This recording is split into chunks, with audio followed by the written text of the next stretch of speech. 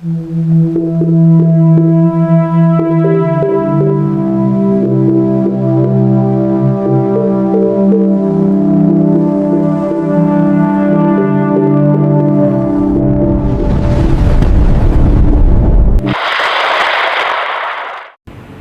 araw po sa inyong lahat. Narito ang pinakahuling update sa lagay ng panahon ngayong araw ng Martes, ikalawa ng Setyembre taong 2025. Sa kasalukuyan, ang low pressure area na mino-monitor natin sa loob ng Philippine Area of Responsibility na matatagpuan sa silangang bahagi ng Luzon ay bahagya itong kumilos pahilaga. Huling namata nito sa layong 870 kilometro silangan ng Babuyan Group of Islands. Kapansin-pansin pa rin ang bahagyang paglakas nito na pinalalakas rin ng hanging habagat. Sakop nito ang Luzon at Visayas na nagdudulot ng malawakang pagulan at maulap na papawirin. Dahil sa patuloy na pagulan, may nakataas tayong weather advisory kung saan 50 hanggang 100 milimetro na ulan ang maaari pa rin nating maranasan sa mga lugar ng Quezon Province, Camarines Norte, Camarines Sur, Catanduanes, Albay, at Occidental Mindoro. Ang mga nabanggit na lugar ay pinaghahanda natin sa posibleng pagbaha at pagguho ng lupa, lalo na sa mga mababang lugar at mabundok na lugar. Sa ating mga kababayan na nakatira malapit sa ilog, maging alerto sa posibleng pagapan ng tubig sa mga ilog dahil sa patuloy na pag-ulan na ating nararanasan. Samantala, ang low pressure area na ating mino-monitor na pumasok sa Philippine Area of Responsibility ay bahagya pa itong lumapit sa ating bansa. Aming pinapaalala sa ating mga kababayan na manatiling maging updated sa mga bagong ulat panahon dahil anumang oras maaaring magbago ang lagay ng panahon dahil sa ganitong mga senaryo na biglang lumalakas o humihina ang lagay ng panahon kaya naman nagbago ng direksyon. Kaya lubos naming paalala na manatili nakasubaybay sa mga bagong ulat na aming ilalabas upang sa pinakahuling update ng panahon inyong malaman. Dahil nga rito sa LPA na ating mino-monitor, mayroon din tayong mino-monitor na hanging habagat na nakakaapekto naman sa kanlurang bahagi ng ating bansa na nagdudulot nito ng maulap na papawirin at kalat-kalat na pag-ulan, lalo na pagsapit ng hapon at gabi. Base nga sa aming pag-outlook sa magiging lagay ng LPA sa mga susunod na araw, posible nga may mabuo pang low pressure area sa kanluran at silangang bahagi ng ating bansa na makikita nga natin sa ating monitoring ang pagkilos nito sa mga susunod na oras o araw bago ang pagbuo ng mga susunod na low pressure area. Kung saan makikita natin ang pagunti-unti ng pagbuo ng masamang panahon o low pressure area sa kanluran bahagi ng ating bansa at sa extreme northern Luzon. Base po yan sa aming pag-outlook sa LPA na ating mino-monitor sa loob ng ating park na may kasunod ito habang kikilos pahilaga silangan kaya manatili mag-antabay sa mga bagong ulat panahon.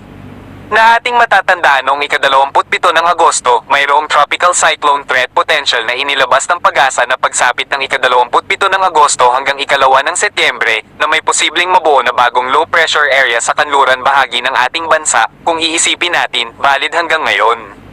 Samantala, ang nakikita natin sa silangang bahagi ang kasalukuyan na ating mino-monitor na low pressure area sa loob ng ating PAR. Makikita rin natin ang nasa kanluran bahagi ng low pressure area na posibleng mabuo, may medium chance, base po yan sa tropical cyclone threat potential na inilabas ng Pag-asa. Samantala, pagsapit naman ng ika-3 ng Setyembre hanggang 9 na ay may posible naman mabuo sa silangang bahagi ng ating bansa na makikita natin na may number 3, so pangatlo, na senaryo na may mabuo. Kung ating pagsasamahin ng senaryo ito, tugma naman ito sa ating pag-outlook sa magiging pagkilos nitong LPA na ating mino-monitor sa loob ng ating park sa mga susunod na araw, kaya lubos lang po natin pinaghahanda ang ating mga kababayan sa mga posible, magiging lagay ng panahon sa mga susunod na oras o araw. Kaya pinapaalalahanan po namin kayo na manatiling maging updated sa mga bagong ulat panahon. Para maging updated po kayo, mag-subscribe po kayo sa aming YouTube channel para maging updated po kayo sa mga bagong ulat panahon na aming ilalabas.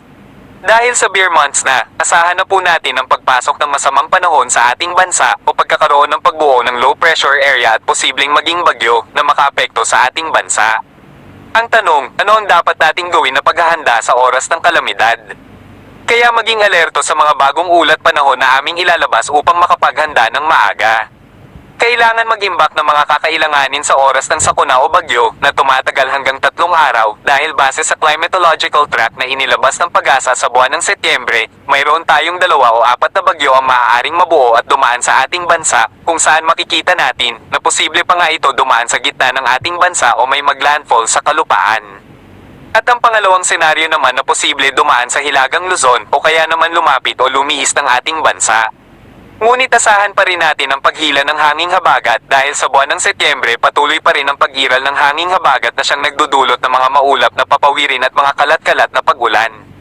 Kaya mas mainam na maging alerto at updated sa mga bagong ulat panahon. Narito ang lagay ng panahon sa iba't ibang rehiyon ng ating bansa. Asahan pa rin natin ang maulap na kalangitan at mga pag-ulan lalo na sa Timog Luzon na apektado pa rin ng hanging habagat. Dahil sa paghila ng LPA, ang hanging habagat ay nagdadala ng malawakang maulap na papawirin at mga pag-ulan, lalo na sa kanlurang bahagi ng ating bansa na tumatagos naman sa mga lugar ng Bicol Region na nagdudulot din ng pag-ulan sa Bicol Region area. Makikita natin na bahagyang ang lumakas sa mga thunderstorm nito na siyang nararanasan natin ngayon o noong mga nagdaang araw. Kaya asahan pa rin ang maulap na papawirin at mga pag-ulan sa mga lugar ng Quezon Province, Camarines Norte, Camarines Sur, Catanduanes, Albay, Occidental Mindoro, Marinduque, Masbate, at Palawan, dahil po yan sa pinagsamang epekto ng hanging habagat na nagmumula sa kanlurang bahagi ng ating bansa at ng low pressure area sa silangang bahagi ng ating bansa. Samantala, dito sa area ng Metro Manila, Cavite, Laguna, Batangas, Bulacan, Bataan, Zambales, Tarlac, Pampanga, Nueva Ecija, at Pangasinan, asahan pa rin ang maulap na papawirin at mga pag-ulan na mas mataas ang tsansa ng pag-ulan pagsapit ng hapon at gabi. Samantala, sa nalalabing bahagi ng Luzon sa areas ng Nueva Vizcaya, Quirino, Benguet, La Union, Ifugao, Isabela, Mountain Province, Ilocos Region, Abra, Kalinga, Apayao, Cagayan Valley, Babuyan Group, at Batanes, asahan pa rin ang maulap na papawirin at mataas pa rin ang tsansa ng mga pagbuhos ng pag-ulan dahil sa mga localized thunderstorm na dala ng low pressure area at ng hanging habagat. Kaya pinapaalalahanan po natin ang ating mga kababayan na maging alerto sa mga biglaang buhos ng pag-ulan lalo na pagsapit ng hapon at gabi dahil sa mga thunderstorm na dala ng low pressure area. Kaya kung kayo ay lalabas ng inyong mga tahanan, ugaliin pa rin magdala ng panangga sa biglaang buhos ng pag-ulan o sa matinding sikat ng araw. Para naman sa magiging lagay ng panahon sa Visayas, dahil sa patuloy na epekto ng hanging habagat na nagmumula sa kanlurang bahagi ng ating bansa, inaasahan pa rin natin ang maulap na papawirin at mga pag-ulan sa area ng Aklan, Capiz, Antique, Iloilo, Guimaras, Negros Occidental, Negros Oriental, Cebu, Bohol, Leyte, Samar, Northern Samar, at Eastern Samar dahil po yan sa epekto ng hanging habagat na hinihila ng low pressure area na nasa silangang bahagi ng Luzon.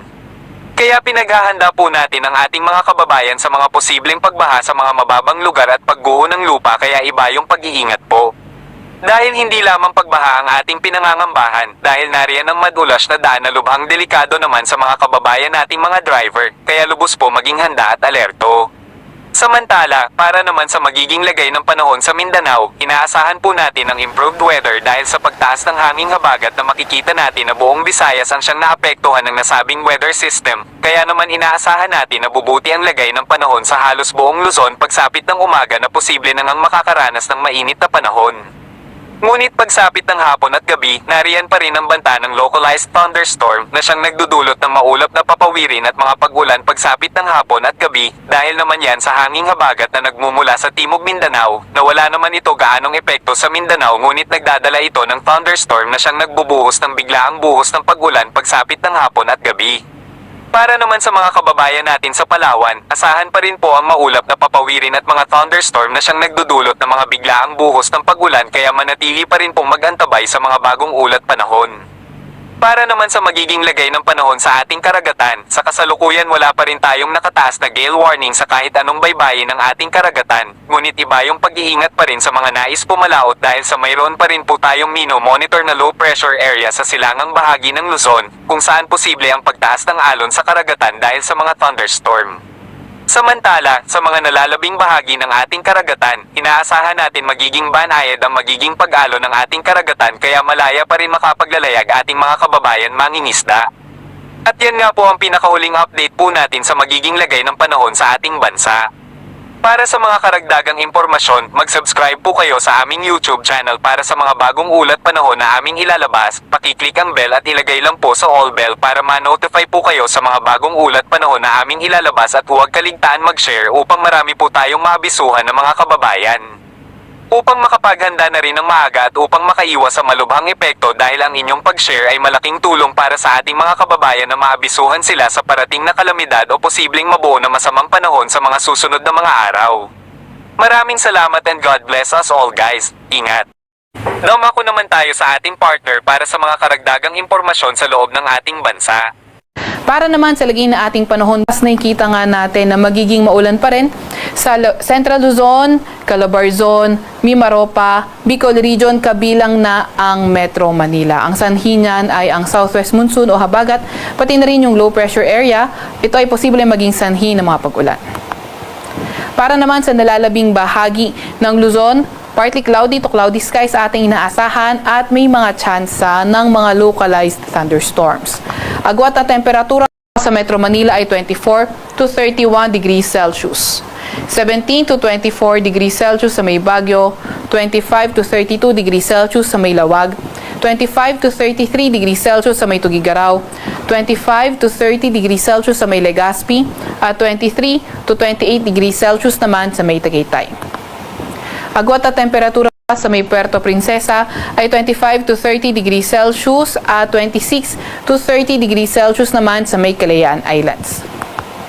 Para naman sa lagi ng panahon sa Visayas at Mindanao, nakikita nga natin maulan pa rin sa Visayas, sanhi ng habagat o southwest monsoon, kung saan sa Mindanao naman ay may kita pa rin natin na magpapatuloy ang fair weather condition pero may mga tsansa pa rin ng mga localized thunderstorms. Agwat ang temperatura bukas sa Davao, Cebu at Iloilo ay 25 to 30 degrees Celsius. 25 to 29 degrees Celsius sa may Tacloban. Sa may Zamboanga naman ay 25 to 31 degrees Celsius, 22 to 29 degrees Celsius sa may Cagayan de Oro at 25 to 30 degrees Celsius naman sa may Davao. Para sa 3-day weather outlook na mga pangunahing syudad natin, nakikita natin sa Metro Manila, kabilang na nga yung mga nasa may western section ng Central Luzon at Southern Luzon, nakikita natin na maulan pa rin Wednesday until Friday. Sa Legazpi naman at malaking bahagi ng Bicol Region, Wednesday until Thursday, magiging maulan pero pagdating ng Friday, nakikita natin ang pagganda ng panahon. Sa Baguio City naman, Wednesday, nakikita natin na fair weather conditions pa rin, may mga tsansa ng mga localized thunderstorms. Pero pagdating ng Thursday at Friday, hindi lang sa Baguio, pati na rin sa western section ng Northern Luzon, posibleng maging maulan sa hinga ng habagat. Agwat ng temperatura sa Metro Manila, Wednesday until Friday, ay 24 to 32 degrees Celsius. 17 to 24 degrees Celsius naman sa may Baguio City at 24 to 32 degrees Celsius sa may Legazpi City. Para naman sa mga pangunahing syudad sa Visayas, nakita natin sa Iloilo City, pati na rin sa mga nasa kanlurang bahagi ng Visayas until Wednesday, posibleng maging maulan pero ang pagganda ng panahon pagdating ng Thursday. Sa Metro Cebu naman at Tacloban City at malaking bahagi ng Visayas as early as Wednesday, posible na nga yung partly cloudy to cloudy skies condition at may mga tsansa ng mga localized thunderstorms. Agwat ng temperatura sa Metro Cebu from Wednesday to Friday ay maglalaro mula 24 to 32 degrees Celsius. 24 to 31 degrees Celsius naman sa may Iloilo City at 24 to 32 degrees Celsius sa may Tacloban City.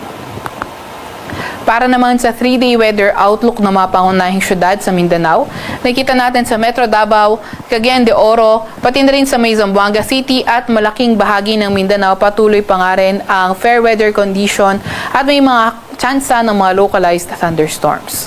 Agwat at temperatura sa Metro Davao Wednesday until Friday ay 24 to 33 degrees Celsius. 23 to 32 degrees Celsius naman sa may Cagayan de Oro City at 23 to 32 degrees Celsius naman sa may Zamboanga City. At yun nga muna pinakahuli sa lagay na ating panahon.